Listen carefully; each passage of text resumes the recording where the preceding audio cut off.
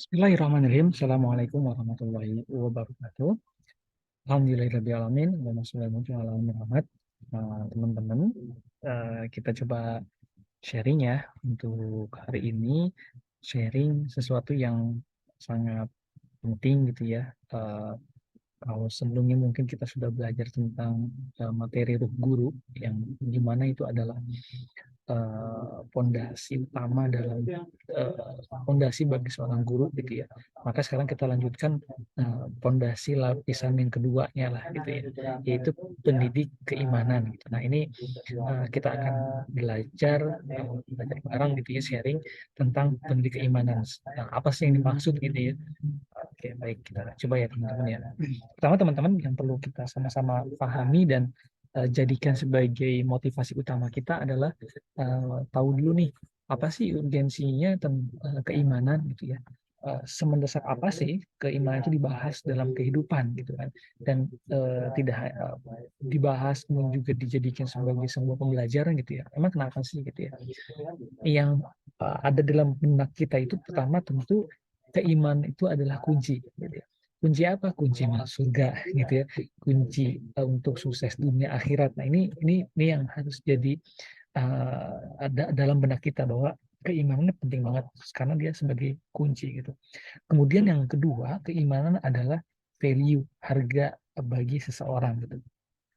Yang membedakan kita dengan orang di luar sana dalam arti dia kafir gitu ya, itu adalah keimanan, value gitu ya. Maka dengan minimal dengan dua hal ini saja kita sudah bisa menyatakan bahwa keimanan itu sangat urgent, sangat penting untuk dijadikan sebagai pembahasan sehari-hari yang mau tidak mau perlu dilakukan terus-menerus secara ya kontinu gitu ya, istiqomah dalam membahas keimanan gitu. Karena hari ini kalau kita perhatikan orang-orang berlomba-lomba bagaimana menjadikan misalnya anak ini jadi seorang pengusaha misalnya gitu ya, tapi sebenarnya dia rapuh di dalam jiwanya, dia nggak punya pondasi yang kuat gitu ya. Bahkan jauh dari itu, misalnya kalau itu mungkin dunia gitu ya. Contoh misalnya berlomba-lomba menjadikan dia seorang hafiz gitu, tapi kita lupa gitu dengan pondasi yang paling utama, yaitu keimanan ya. Karena keimanan tadi sekali lagi menjadi kunci dan value. Baik, kemudian teman-teman yang perlu juga menjadi awalan dalam membahas tentang keimanan, kita harus sama kan dulu nih prinsip umumnya dan yang mendasar ketika kita mengatakan bahwa kita sebagai pendidik keimanan. Yang pertama yang perlu kita pahami dan kita ingat bersama bahwa setiap anak yang lahir ke dunia ini sebenarnya sejatinya dia sudah memiliki keimanan gitu ya. Fitrah tuh anggapannya ada, kalau boleh kita sederhanakan, fitrah itu default gitu ya. Dari pabriknya kayak begitu gitu. Jadi dari dulunya emang udah begitu, ya, dibuat dari pabriknya ya memang seperti itu gitu. Nah, setiap anak yang lahir itu kata Rasulullah SAW, dia di atas fitrah, yaitu fitrah keimanan sebenarnya gitu ya. Kenapa? Karena Rasulullah SAW menyatakan bahwa yang menjadikan dia menjadi majusi, kemudian juga Yahudi atau Nasrani gitu ya, itu kan orang tuanya. Artinya teman-teman, sebenarnya dasarnya mereka sudah punya keimanan gitu. Akan tapi karena orang tuanya mendidiknya salah gitu ya, maka dia berubah lah istilahnya gitu, atau mungkin dia lingkungannya nggak pas gitu ya, akhirnya dia berubah keimanannya, melenceng dari fitrahnya. Maka teman-teman, ini berlanjut yang kedua ya, tugas kita sebenarnya adalah menumbuhkan keimanan tersebut. Sudah ada, tapi tentunya perlu ditumbuhkan gitu. Ini ada sebuah alur dalam menumbuhkan keimanan tersebut.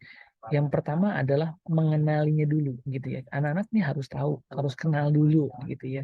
Karena tentunya kalau ya anggapannya gini deh, nggak mungkin dong kita tiba-tiba langsung cinta gitu ya pada seseorang misalnya gitu ya, tanpa kita kenal dulu, nggak mungkin gitu ya. Pasti awalnya adalah dari kenal dulu gitu. Kemudian kalau sudah kenal, maka kita buat menjadi nyaman ya, nyaman gitu ya, enak gitu ya, diajak ngobrol misalnya gitu. Kemudian kita buat takjub gitu ya, kita buat anak-anak kita takjub dengan ciptaan-ciptaan Allah gitu. Ya memang ini ada sedikit tadi dari kenal ya, kenal itu kan kenal Allah lewat ciptaannya gitu ya. Ya sekaligus juga bisa kita kenalkan dengan apa namanya, kita buat takjub mereka ya. Masya Allah gitu, ternyata ciptaannya itu luar biasa gitu ya, maha agung Allah gitu ya dalam ciptaannya gitu ya. Nah, di situ pun kita akhirnya tahapan selanjutnya adalah membuat mereka itu butuh gitu. Dan kita memposisikan juga butuh gitu. Nggak mungkin, bukan nggak mungkin lah, maksudnya kita memberikan sebuah keteladanan kepada mereka bahwa sebenarnya kita butuh loh sama Allah gitu ya. Itu siklus, itu alurnya teman-teman, jadi kenal, nyaman, takjub, butuh, dan insya Allahnya itu akan menumbuhkan cinta, ya, menumbuhkan keimanan tadi yang kita harapkan. Nah, kemudian yang ketiga, prinsip umum dan besar yang perlu sama-sama kita jadikan sebagai landasan adalah dahulukan motivasi daripada ancaman. Kata para ulama, ibadah itu sebenarnya seperti seekor burung yang kepalanya itu adalah cinta, dua sayapnya adalah harap dan takut gitu ya. Eh, Nah, ini yang kita harapkan itu. Jadi yang muncul itu cinta dulu gitu ya. Yang muncul itu cinta dulu. Maka kayak kita meminta mereka untuk sholat gitu ya. Itu yang kita lakukan adalah bukan ancaman duluan gitu. Bagusnya memang motivasi dulu, cintanya gitu ya. Cintanya kita kepada anak-anak kita gitu ya. Bahwasanya kita bangunin mereka itu bukan karena apa hal yang lain lagi, tapi karena kita cinta sama sama anak kita gitu ya, sehingga kita bangunkan dia untuk sholat subuh misalnya gitu ya. Itu teman-teman ya, jadi dahulukan motivasi daripada ancaman. Nah, yang terakhir ini juga yang jadi hal itu yang penting gitu ya. Dan sebenarnya dari empat hal ini semuanya saling berkaitan gitu ya, bahkan mungkin agak sedikit rempet-rempet lah gitu ya, saling beririsan gitu. Nah, yang keempat adalah sentuh akal dan hatinya. Ini penting banget teman-teman. Jadi seringkali kita udah mengancam gitu ya, nggak menyentuh akalnya, dalam arti memang sih Islam ini bukan agama logika gitu. Tapi tentu kalau kita lihat dari apa namanya, dari eh, kisah kehidupan Nabi kita gitu ya, beliau itu selalu memberikan sentuhan-sentuhan berupa ya tadi ya, menyentuh akalnya, menyentuh hatinya gitu ya. Logikanya terpuaskan gitu ya, hatinya pun terbawa gitu, hanyutlah dibawa gitu ya, sehingga akhirnya anak-anak atau sahabat Nabi itu bisa dengan cepat dalam eh, memahami apa yang Nabi maksudkan gitu ya. Nah, sebenarnya banyak banget contoh bagaimana Nabi itu menyentuh akal dan hati kepada ketika beliau mendidik para sahabatnya gitu ya. Mungkin di lain waktu kita mudah-mudahan bisa menyampaikan hal itu gitu ya. Dan hari ini kita lebih fokus dulu kepada prinsip keimanan. Nah, teman-teman, ini prinsip undang mendasar gitu. Nah, selanjutnya teman-teman ada sekitar 11 lah gitu ya. Itu 11 hal yang akan disampaikan nanti, ini lebih kepada apa ya, semacam mungkin kegiatan kah atau contoh atau apalah gitu ya, cara kita menumbuhkan lah gitu ya, tips dan trik mungkin gitu ya kalau lebih tepatnya ya, gimana secara menumbuhkan keimanan anak kita ya. Nah, sehingga anak-anak kita ini karena kan gini teman-teman, seringkali kita merasa bahwa eh, ketika ada di dekat kita mereka mau sholat misalnya gitu, tapi ketika dia berada di tempat lain dia belum tentu sholat kan gitu. Nah, ini kan itu kan kembali kepada keimanan gitu ya. Capek banget dong kita apa namanya memata-matai dia terus gitu ya, bahkan juga kita nggak hidup selamanya gitu. Maka teman-teman, ini adalah tips pendidik keimanan gitu ya. Baik, yang pertama adalah kita perlu tanamkan pada anak-anak kita bahwa Allah itu adalah Tuhan, Tuhannya. Allah lah yang menciptakan segala sesuatu yang di muka bumi ini. Allah lah yang mengatur segala sesuatu di muka bumi ini, dan Allah lah yang menjadi penguasa di alam semesta ini. Karena dengan seperti itu anak-anak kita eh, apa ya, tahu bahwasanya oh, betapa agungnya Tuhan saya gitu ya, menciptakan, mengatur gitu ya, menguasai semuanya gitu. Nah, ini perlu jadi salah satu apa prinsip tips yang pertama yang perlu kita tanamkan pada anak kita ya. Eh, yang mudahnya mungkin begini, dialog sama mereka gitu ya. Eh, apa manrobuk gitu ya, siapa Tuhanmu gitu ya, Allah gitu ya kan. eh, ini nanti memang bisa diatur grade-nya gitu ya berdasarkan umur anak-anak kita gitu ya. Kan nggak mungkin misalnya kalau misalnya anak-anak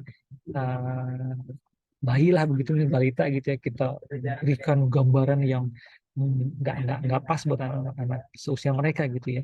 Seusia mereka mungkin lebih banyaknya kita sampaikan, oh, Allah Tuhanku gitu ya. Siapa Tuhanmu? Allah Tuhanku, Tuhanku Allah. Seperti itu terus gitu ya. Siapa yang menciptakan kamu?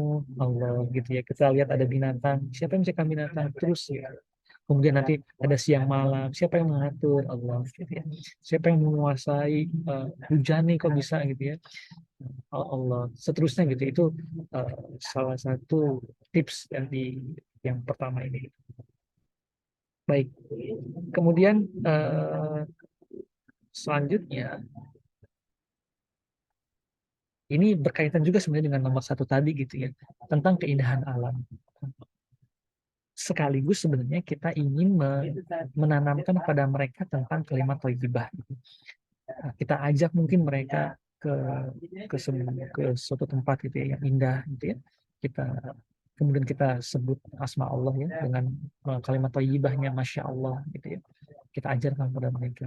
Nah, kalau melihat ini segala sesuatu yang indah gitu ya, atau mungkin dia kemana ke eh, laut gitu ya, melihat pemandangan laut yang sangat indah, kita ajarkan pada kalimat thayyibah Masya Allah salah satunya gitu. Ini sebagai salah satu cara kita menumbuhkan keimanan mereka kepada Allah. Selain tadi bisa kita sangkut pautkan dengan tapi itu ciptaan siapa, nama Allah gitu ya. Kemudian sebenarnya tidak hanya sebatas keindahan alam gitu ya. Karena gini, alam itu dalam bahasa Arab artinya adalah segala sesuatu di luar Allah. Artinya segala makhluk Allah itu disebut alam gitu ya. Termasuk diri kita berarti gitu kan. Uh, ya kita bisa menyampaikan pada mereka siapa yang menciptakan mata, ya. Kemudian dengan mata kamu bisa apa gitu, atau misalnya mungkin semacam permainan gitu ya. Yuk coba ditutup matanya gitu ya, coba nanti cari ayah ya gitu ya. Kan setelah itu nanti kita tanya gitu ya, kok susah sih kamu temuin ayah gitu ya, padahal kan ayah di depan kamu misalnya gitu ya, karena dia nggak melihat gitu. Maka di situ kita memasukkan apa kalimat thayyibah yang lain, misalnya alhamdulillah gitu ya, Allah memberikan nikmat kepada saya berupa mata misalnya, dan yang lain sebagainya gitu teman-teman ya. Baik, kemudian nah ini juga eh, penting banget ya mengenai kalimat tauhid ya, la ilaha illallah ya. Kita menalkinkan mereka gitu ya. Karena gini prinsip juga, terutama kalau menalkinkan ini mungkin lebih pas banget buat anak-anak yang balita ya. Mereka nggak bisa gitu ya me- me- mengambil pelajaran yang terlalu tinggi gitu, kita ngasih pelajaran yang high gitu ya, terlalu tinggi nggak bisa. Maka sebagaimana mereka belajar berbicara, maka ini pun kita perlu talkinkan kepada mereka kalimat tauhid la ilaha illallah gitu ya. Kita kenalkan la ilaha illallah, kalimat tauhid ya, seperti ini bunyinya la ilaha illallah ya, tiada Tuhan yang disembah selain Allah. Jadi kita ulang-ulang kalimat tersebut, dan insya Allah ini akan tertancap pada hati mereka. Kemudian yang keempat adalah berupa kasih sayang Allah. Kita selalu bersyukur lah dapat makanan misalnya gitu. Ini adalah kasih sayangnya Allah nah kepada kita. Yuk kita bersyukur kepada Allah ya gitu ya. Ini sebenarnya masih ada kaitan dengan yang kedua gitu ya. Uh, Mirip lah gitu teman-teman ya. Ini penting sehingga nanti kalau apa namanya Allah sudah ciptain kamu kaki, kita bersyukur kamu akhirnya bisa jalan gitu ya. Mungkin juga ini bisa kita kegiatannya dengan mereka, mungkin kita perlihatkan sebuah video misalnya seorang anak yang mungkin nggak punya kaki itu, dia harus kesusahan ketika berjalan gitu ya, atau mungkin sesekali kita ajak dia ke tempat-tempat yang di sana banyak anak-anak yang mungkin disabilitas ya, nggak punya kaki, mungkin matanya nggak ada gitu, tunanetra atau apapun itu gitu, yang intinya adalah menumbuhkan kesyukuran pada mereka. Berikutnya, nah ini uh, prinsip yang luar biasa ya. Uh, dan ini bisa kita lakukan dengan berbagai macam kegiatan gitu. Jadi ketika dia mau mulai sesuatu gitu misalnya gitu ya, ya Allah jagain saya gitu, Bismillah ya Allah jagain saya gitu. Atau nah yuk kita baca Bismillah ya, supaya Allah jagain kamu, supaya Allah lindungin kamu kan gitu. Atau mungkin ini juga bisa dengan bahasa yang lain gitu. Ketika kita makan gitu, kita baca Bismillah ya, supaya apa yang Allah berikan ini bertambah rezekinya kan gitu. Atau yang lain gitu ya, outbound ya, lagi outbound ketika dia mau seluncuran Bismillah nak ya, supaya Allah jagain gitu. Sehingga dalam benak dia adalah yang jagain itu bukan gurunya, bukan bukan tali webbingnya gitu ya, tapi yang dalam benak dia adalah Allah yang jagain kok gitu ya. Adapun webbing guru itu sebagai sarana saja gitu ya. Tapi yang paling terpatri pada diri mereka adalah Allah jagain saya. Dia nanti mau berangkat ke sekolah, kita apa namanya, kita berdoa sama lah istilahnya gitu, berdoa bersama ya nak, kita baca Bismillah dulu yuk supaya kita nyampe ke sekolah dalam keadaan selamat dan kamu nanti bisa mendapatkan ilmu manfaat. Ini tanamkan terus menerus, insya Allah akan menjadi sesuatu yang sangat luar biasa yang kayaknya kita nggak nyangka gitu. Kemudian yang keenam adalah minta hanya kepada Allah. Uh, ini pernah ya coba saya lakukan pada anak-anak gitu ya. Ya mereka luar biasa gitu, misalnya pengen apa gitu ya, minta itu sama Allah gitu kata dia gitu ya, kata anak-anak saya. Nah ini penting nih teman-teman. uh, Doa itu adalah bagian daripada ibadah gitu, dan ibadah itu hanya ditujukan kepada Allah. Nah, artinya doa itu ya hanya harus kepada Allah, mintanya kepada Allah gitu. Dia contoh contoh nyatanya mungkin begini, ketika misalnya dia pengen sesuatu gitu ya, nah ayo minta sama Allah dulu yuk gitu ya. Uh, Biasanya saya ajarkan begitu gitu ke anak-anak gitu, anak pengajian misalnya gitu ya. Kalau kalian pengen sesuatu itu jangan langsung dulu minta sama orang tua gitu, tapi minta dulu sama Allah gitu. Dan para ulama dulu kan mereka itu minta pada Allah itu untuk bahkan untuk hal-hal yang remeh ya, untuk hal yang sangat remeh lah menurut pandangan kita gitu. Sebenarnya putus yang kita sama Allah gitu, itu kan kayaknya remeh banget, tapi itu kan menunjukkan uh, tingkat ketergantungan hamba kepada Robnya gitu, dan itu menunjukkan betapa tauhidnya itu sudah sangat luar biasa gitu ya. Dan kita juga tahu bahwa seorang hamba yang tidak pernah berdoa pada Allah, nggak minta sama Allah, itu sombong kan gitu ya. Dan orang yang selalu minta sama Allah itu berarti tauhidnya makin tinggi gitu. Ini uh, mungkin berbanding terbalik dengan apa yang selama ini kita yakini gitu ya. Gitu teman-teman ya. Kemudian yang ketujuh adalah kita tunjukkan indahnya syariat Islam gitu. Ini penting ya supaya mereka itu punya image bahwa sholat itu apa ya, sholat itu indah gitu, bukan bukan sebuah paksaan doang gitu ya. Uh, uh, Maksudnya begini teman-teman, ketika misalnya ketika misalnya gini, ketika misalnya ada berkumandang azan gitu ya, maka kita kita kita hadirkan gitu ya. Masya Allah udah azan, eh, kita mau ketemu lagi sama apa mungkin ya, supaya nggak terlalu sulit, mungkin kalau ketemu sama Allah nanti beda persepsinya gitu ya. Kita mau minta lagi sama Allah yuk, kita waktu minta sama Allah yuk gitu ya. Kita tunjukkan muka ceria kita ketika mendengar azan, kita dipanggil sama Allah, nah kita disuruh berdoa lagi sama Allah gitu. Alhamdulillah gitu ya. Kemudian misalnya apalagi diperintahkan untuk berjilbab menutup aurat kan gitu, itu kita tunjukkan indahnya syariat Islam itu. Kemudian juga artinya di sini tadi dahulukan motivasi gitu, bukan ancaman gitu ya. Eh, Adanya perintah Allah ini adalah sebuah keindahan buat kita gitu, kebaikan buat kita gitu. Itu tunjukkan image positifnya dulu gitu teman-teman. Ya. Kemudian yang tadi yang ketujuh ya, contohnya ya.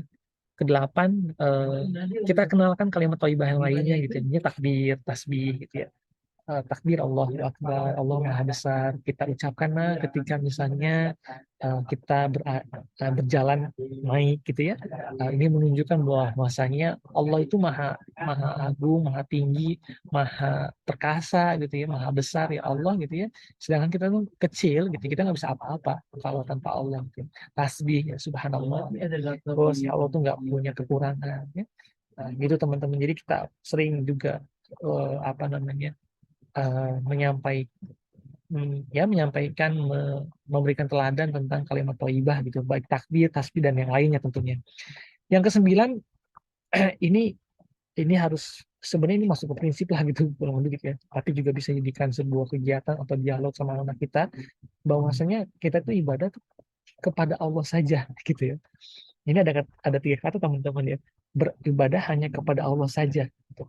Kemudian kita pun beribadah hanya karena Allah, gitu ya. Beribadah hanya untuk Allah, gitu ya. Atau sebenarnya bisa disingkat menjadi dua lah, gitu ya. Beribadah hanya kepada Allah saja karena kepada untuk itu mirip lah, gitu ya. Kemudian beribadah hanya karena Allah saja. Ini dibuat seperti ini karena begini, beribadah kepada Allah, benar dia beribadah hanya kepada Allah, gitu ya, tapi karena yang lain, gitu ya. Dia sholat benar sih kepada Allah, gitu, tapi karena yang lain, gitu ya. Karena apa misalnya, karena hanya sekedar disuruh misalnya, gitu ya, atau yang lain, gitu. Nah, ini penting kita jadikan sebagai prinsip buat anak-anak kita dan kita tentunya. Kemudian yang ke-10 adalah kita memberikan gambaran pada mereka bahwa setiap manusia ini tidak terlepas dari sebuah kesalahan, gitu. Tapi gitu ya, uh, kesalahan itu insya Allah bisa terhapuskan dengan kita memohon ampunan pada Allah. Betul, azab Allah itu sangat berat, gitu. Tapi sebenarnya Allah juga Maha Pengampun, gitu. Nah, ini kita dahulukan, gitu, tentang bahwasanya Allah tuh maha maha kasih sayang, gitu ya. Sebagaimana mungkin kita ingat dengan hadis seorang yang sudah membunuh 99 orang, gitu ya. Ditanya kepada salah satu pendeta, dikatakan nggak ada lagi taubat, gitu. Artinya kan dia mendahulukan ancaman lah kalau begitu ya, dibandingkan rahmatnya Allah, gitu, ampunannya Allah, gitu. Malah dia kan malah jadi tambah kesel dong, gitu ya. Maka dia pun akhirnya malah membunuh pendeta tersebut. Nanya ke ulama yang lain, ya dijawab ya ada kesempatan untuk bertaubat, gitu. Nah, ini perlu kita jadikan sebagai apa namanya, menumbuhkan hal ini terus kepada anak kita, gitu, bahwa sih kalau orang dulu salah minta ampun sama Allah, gitu ya. Kemudian yang 11 yang menjadi eh, hal penting juga, gitu ya, dari eh, tipsnya, gitu ya, yaitu pengawasan Allah. Bahwasanya karena gini teman-teman, selama ini mungkin kita selalu ditakut-takutkan dengan ruangan ini diawasi oleh CCTV, gitu ya.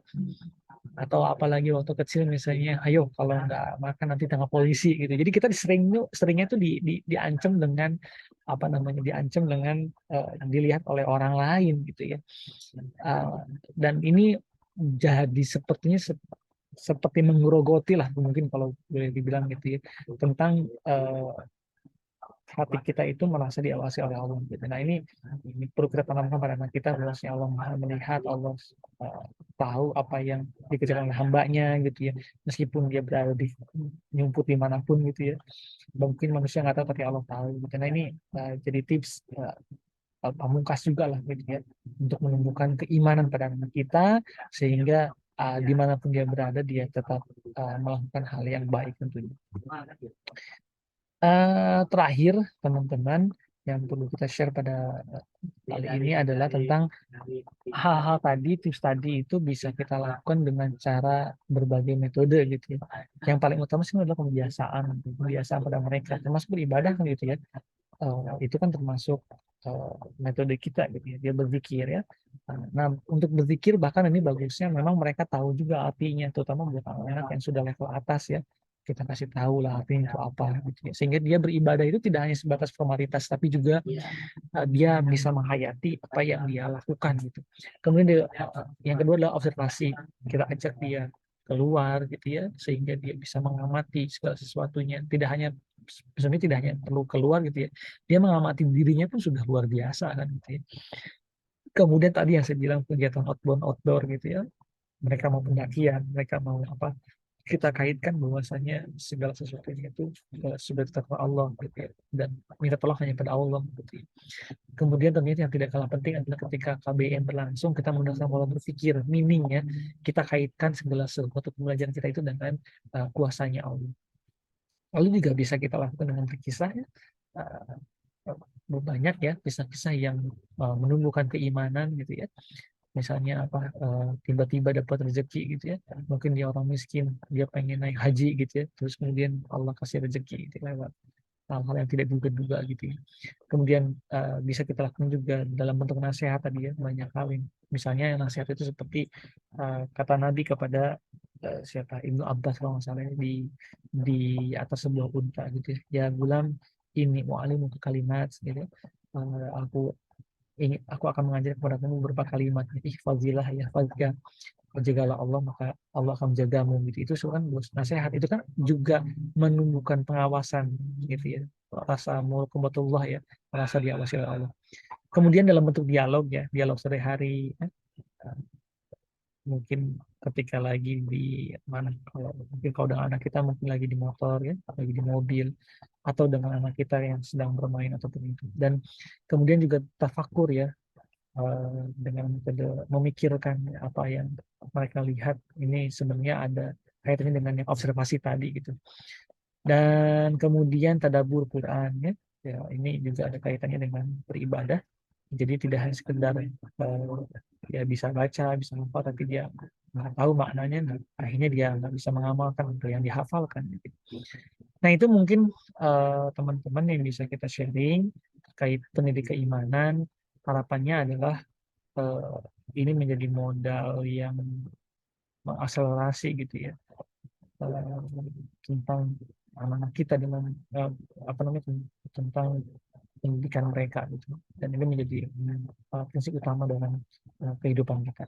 Mungkin itu yang bisa kita sharing. Terima kasih banyak. Assalamualaikum warahmatullahi wabarakatuh.